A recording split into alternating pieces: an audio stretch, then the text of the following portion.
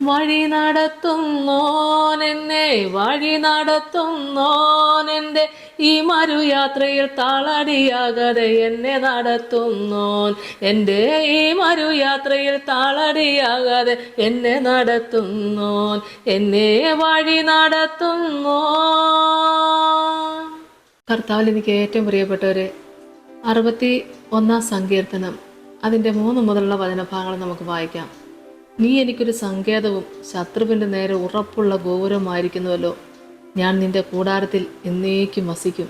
നിന്റെ ചിറകിൻ മറവിൽ ഞാൻ ശരണം പ്രാപിക്കും. ദാവീദ് രാജാവിൻ്റെ വിശ്വാസത്തിൻ്റെ ഒരു ഉറപ്പാണ് നമ്മളവിടെ കേൾക്കുന്നത്. നീ എനിക്കൊരു സങ്കേതവും ശത്രുവിൻ്റെ നേരെ ഉറപ്പുള്ള ഗോപുരവും ആയിരിക്കുന്നുവല്ലോ. ഇത് വേറെ ആരുമല്ല ദാവീദിനോട് പറഞ്ഞു കൊടുക്കുന്നത്. ദാവീദിൻ്റെ സ്വന്തം അനുഭവത്തിലൂടെ മനസ്സിലാക്കുകയാണ്. ചുറ്റിനെ ശത്രുക്കളാണ്, പക്ഷേ വചനം നമ്മളെ കേൾപ്പിക്കുക, നീ എനിക്കൊരു സങ്കേതവും ആമേൻ ശത്രുവിൻ്റെ നേരെ ഉറപ്പുള്ള ഗോപുരവുമായിരിക്കുന്നല്ലോ. ആ ദൈവത്തെക്കുറിച്ചുള്ള ദാവീദ് രാജാവിൻ്റെ മനസ്സിലെ സങ്കല്പം എത്ര വലുത്! ആമേൻ, സ്തോത്രം. തൻ്റെ അനുഭവത്തിലൂടെ അത് മനസ്സിലാക്കുകയാണ്. ഉറപ്പുള്ള ഗോപുരമാണ് എൻ്റെ കർത്താവെന്ന് ദാവീദ് രാജാവിന് മനസ്സിലാക്കാൻ പറ്റുന്നുണ്ട്. കാരണം ശത്രുക്കൾ ചുറ്റിനും കടന്നു വരുമ്പോഴും ശത്രുവിൻ്റെ മുമ്പാകെ അത്ഭുതകരമായ വിടുതൽ കൊടുത്തുകൊണ്ട് ആമേൻ മനസ്സിനെ ബലപ്പെടുത്തിക്കൊണ്ട് ശക്തീകരിച്ചുകൊണ്ട് പരാജയത്തിൻ്റെതായ ഒരു മനസ്സല്ല, അവിടെ ജയം പ്രാപിക്കുന്ന മനസ്സാ. ചുറ്റിനും ശത്രുക്കളാ, പക്ഷെ ദാവീദ് രാജാവിന് ദൈവത്തോടുള്ള ആ വലിയ ബന്ധം, ആമേൻ, ആ ഉറപ്പ് അവിടെ നമ്മൾ കേൾക്കുക. നീ എനിക്കൊരു സങ്കേതവും ശത്രുവിൻ്റെ നേരെ ഉറപ്പുള്ള ഗോപുരമായിരിക്കുന്നുവല്ലോ. ആമേൻ, ഞാൻ നിന്റെ കൂടാരത്തിൽ എന്നേക്കും വസിക്കും. ആമേൻ. എത്ര ശത്രുക്കൾ വന്നെന്ന് പറഞ്ഞാലും ഞാൻ ദൈവസന്നിധിയിൽ നിന്ന് തെറ്റിപ്പോവുകയല്ല. കാരണം ദൈവമക്കൾ നമ്മുടെ വിശ്വാസമാണ്. ദൈവം നടത്തുന്ന വഴികൾ നമ്മൾ നോർത്താൽ, സ്തോത്രം, എത്ര മഹത്വമുള്ള വൻകാര്യങ്ങളാണ് ദൈവം നമ്മളെ കാണിച്ചു തന്നിരിക്കുന്നത്. നമുക്കറിയാലോ, മിസ്രൈമിൽ നിന്ന് ഇസ്രായേൽ മക്കളെ കൊണ്ടുവരുമ്പോൾ എത്ര വലിയ അത്ഭുതകരമായ കാര്യങ്ങൾ കണ്ണിൽ കണ്ടും അനുഭവിച്ചുമാണ് വാഗ്ദത്ത ദേശത്തേക്ക് വന്നത്. ആമേ, ഹല്ലേലൂയ, സ്തോത്രം. ദൈവമക്കളെ, നയിക്കുന്ന ആളിൻ്റെ ഉറപ്പും കൂടെ ഇതിനകത്തുണ്ടായിരുന്നു. അത് മോശ പ്രവാചകൻ്റെ ഉറപ്പ്.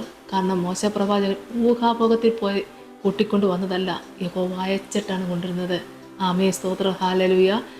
എന്നതുപോലെ തന്നെ ദൈവമക്കളെ, ദാവീദ് രാജാവിന് ദൈവത്തോടുള്ള വലിയ ബന്ധമുണ്ട്, വിശ്വാസമാണ്. ആ ബന്ധം എന്ന് പറഞ്ഞാൽ അത് ഉറപ്പുള്ളതാണ്, ഭയഭക്തിയാണ്, സ്തോത്രം. ഹൃദയം കൊണ്ട് ഒരു ആരാധനയാണ്, ദൈവത്തോടുള്ള ആരാധന. ആമേ, സ്തോത്രം. അവിടെ കറയില്ല, കളങ്കമില്ല. അത്ര ഉറപ്പുള്ളൊരു വിശ്വാസത്തിലാണ് ദാവീദ് രാജാവ് ഇവിടെ പറയുന്നത്. ആമേ, ഞാൻ നിന്റെ കൂടാരത്തിൽ എന്നേക്കും വസിക്കും. അവിടെ സംശയമില്ല, സ്തോത്രം. ആരെങ്കിലും എന്നെ വീഴിക്കുമോ എന്നുള്ള ഒരു പ്രയാസമില്ല. ഇനി എത്ര കാലം നിൽക്കും എനിക്ക് ഉറപ്പില്ല എന്നൊരു ഭാഗമല്ല പറയുന്നത്. എത്ര പ്രശ്നങ്ങളുടെ നടുവിലും ദാവീദ് രാജാവിന് ഇത് പറയുവാൻ സാധിക്കുന്നുണ്ടെങ്കിൽ ദൈവമക്കളെ, തീർച്ചയായിട്ടും നമുക്കെല്ലാവർക്കും നമ്മുടെയൊക്കെ വിശ്വാസത്തിൽ നമ്മൾ ഇതുവരെ ദൈവം വഴി നടത്തിയതെന്ന് ഓർത്താൽ, ഇത്രത്തോളം നമ്മളെ വഴി നടത്തിയതെന്ന് ഓർത്താൽ, എൻ്റെ കർത്താവിന് നമ്മളോടുള്ള ആ വലിയ സ്നേഹം എത്ര വലുതാണ്. ആ സ്നേഹത്തിന് തുല്യം വെക്കാനായിട്ട് ഈ ലോകത്തൊന്നുമില്ല പ്രിയപ്പെട്ടവരെ. ആകയാൽ വചനം നമ്മളെ കേൾപ്പിക്കുന്നു, നിന്റെ ചിറകിൻ മറവിൽ ഞാൻ ശരണം പ്രാപിക്കും. ഉറപ്പാ, സ്തോത്രം. ഒരു ശത്രുവല്ല, ശത്രു സൈന്യമായിട്ടാണ് ചുറ്റും നിൽക്കുന്നത്. എങ്കിലും ഇതിന് നടുവിൽ ദാവീദ് രാജാവിൻ്റെ ഭക്തിയും വിശ്വാസവും ഉറപ്പും അത്ര വലുതായിരുന്നു. അത്രയും വേണം ദൈവമക്കളെ, വിശ്വാസികളായ നമുക്കെല്ലാവർക്കും. പ്രയാസങ്ങളുണ്ടാവും, പ്രശ്നങ്ങളുണ്ടാവും, പ്രതികൂലങ്ങളുണ്ടാകും. ഏതെല്ലാം വിധത്തിലുള്ള ദുഃഖത്തിൻ്റെ വഴിയിലൂടെ ഇല്ല കണ്ണുനീരിൻ്റെ വഴിയിലൂടെ നമ്മൾ കടന്നു പോകേണ്ടി വരും. അപ്പോഴും ദൈവമക്കളെ, വഴി നടത്തുന്ന ദൈവം നമ്മുടെ കൂടെയാണ്. ഹല്ലേലൂയ. നമുക്ക് പ്രാർത്ഥിക്കാം. സ്തോത്രം കർത്താവേ, കരുണാസമ്പന്ന എൻ്റെ സ്വർഗീയ നല്ല ദൈവമേ, അനുഗ്രഹിക്കപ്പെട്ട തിരുവചനത്തിൻ്റെ മുമ്പിൽ നന്ദിയോടെ സ്തോത്രം ചെയ്യുന്നു, സ്തുതിക്കുന്നു. ഈ ആരാധന മാത്രം ഒരാശ്വാസമാണ് കർത്താവേ. ഈ തിരുവചനം മാത്രമാണ് കർത്താവേ ബലപ്പെട്ട് ജീവിക്കുവാൻ കാരണം. ഈ തിരുവചനമാണ് ദൈവമക്കളെ, കർത്താവെ, സൗഖ്യം പ്രാപിച്ചുകൊണ്ട്, അനുഗ്രഹം പ്രാപിച്ചുകൊണ്ട് അനേകം മക്കൾ കർത്താവിൻ്റെ സന്നിധിയിൽ വലിയ സാക്ഷികളായി തീർന്നത് ഈ തിരുവചനമാണല്ലപ്പാ.